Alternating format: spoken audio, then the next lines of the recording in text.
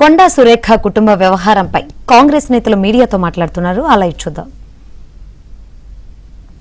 ఏనాడు ఒక్క క్షణం కూడా తీరిక తీసుకోకుండా ఆనాడు ప్రభుత్వంలో కాంగ్రెస్ ప్రభుత్వాన్ని పార్టీని ప్రభుత్వంలో నిలబెట్టే కృషితో పాటు ముఖ్యమంత్రిగా పగ్గాలు చేపట్టిన తర్వాత 2.5 సంవత్సరాల్లో తెలంగాణ రాష్ట్రాన్ని మరి అతి తక్కువ సమయంలో వారు చేసిన అప్పులకు మరి అసలు వడ్డీ కడుతూనే మరి సంక్షేమ పథకాలు అభివృద్ధి కార్యక్రమాలు ఎన్నో సాహసోపేతమైన నిర్ణయాలు తీసుకుంటూ ముందు సాగుతున్న పరిస్థితి తెలంగాణ రాష్ట్ర ప్రజలకు తెలుసు. ఇలాంటి తరుణంలో కాంగ్రెస్ ప్రభుత్వాన్ని విచ్ఛిన్నం చేయాలనో రేవంత్ రెడ్డి గారి పాలనకు మరి అడ్డంకులు కల్పించాలనో ప్రతిపక్షాలు అహర్నిశలు శ్రమిస్తూ ఉన్న పరిస్థితి కూడా చూస్తూ ఉన్నాం. 10 సంవత్సరాలు విద్యార్థుల్ని కనీసం 10వ తరగతి పరీక్షలు కూడా నిర్వహించలేని ఇంటర్మీడియట్ విద్యార్థుల ఫలితాలు సరిగా ఇవ్వక 27 మంది అమాయక విద్యార్థుల ప్రాణ బలిదానాలకు కారకులైన వాళ్ళు పరీక్ష లీకేజీ మీద లీకేజీలు పెట్టి ఎంసెట్లు కూడా మరి పరీక్షను కూడా నిర్వహించలేని అసమర్థులు మరి ఈనాడు రేవంత్ రెడ్డి గారి ప్రభుత్వం మీద ప్రజాప్రభుత్వం మీద విరుచుకుపడతా ఉన్న పరిస్థితి చూస్తూ ఉన్నాం.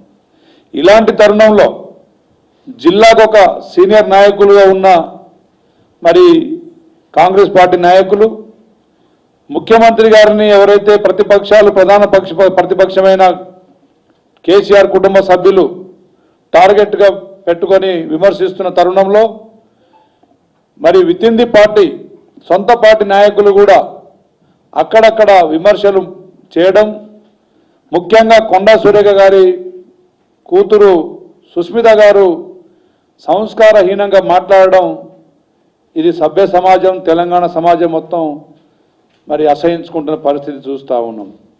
రేవంత్ రెడ్డి గారు పరకాల బహిరంగ సభలో ఒక ముఖ్యమంత్రిగా ప్రభుత్వం చేపట్టిన అభివృద్ధి కార్యక్రమాల గురించి వివరించారు.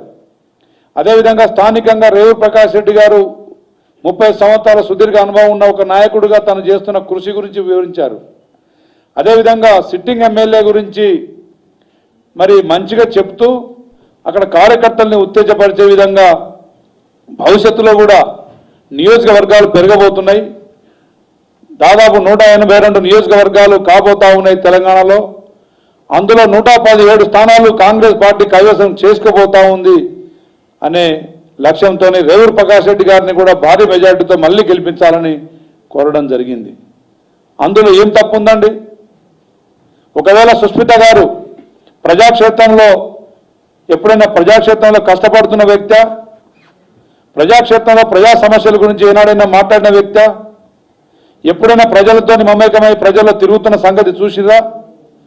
మరి ఏనాడు లేని వ్యక్తి మరి అకస్మాత్తుగా మరి రేవంత్ రెడ్డి గారి మీద టార్గెట్ చేసుకొని వారి కుటుంబ సభ్యుల్ని టార్గెట్ చేసుకొని రాజకీయాల్లో ఎలాంటి ప్రమేయం లేని కుటుంబ సభ్యుల్ని కూడా బాధితుల్ని చేస్తూ వారు మాట్లాడిన భాష సరైనది కాదు.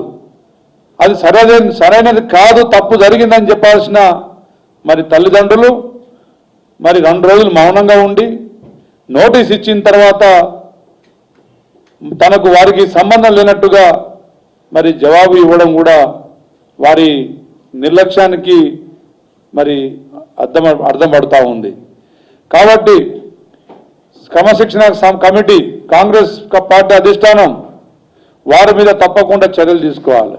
ఎందుకంటే 146 సంవత్సరాల చరిత్ర గల కాంగ్రెస్ పార్టీలో ఎన్నో ఒడిదొడుగులు చూసిన కాంగ్రెస్ పార్టీలో మరి సుదీర్ఘ అనుభవం ఉన్న కొండా సురేఖ గారు మరి రాబోయే తరానికి ఆదర్శంగా నిలవాల్సిన వాళ్ళు తన కుటుంబ సభ్యులే అసభ్యకరంగా మరి ఏకవచనంతో మాట్లాడుతుంటే వారికి బుద్ధి చెప్పాల్సి పోయి పైనుంచి సమర్థించడం అనేది వారు ఇండైరెక్ట్గానో డైరెక్ట్గానో ప్రతిపక్షాలకు మరి సమర్థిస్తున్నట్టే మేము భావిస్తూ ఉన్నాం.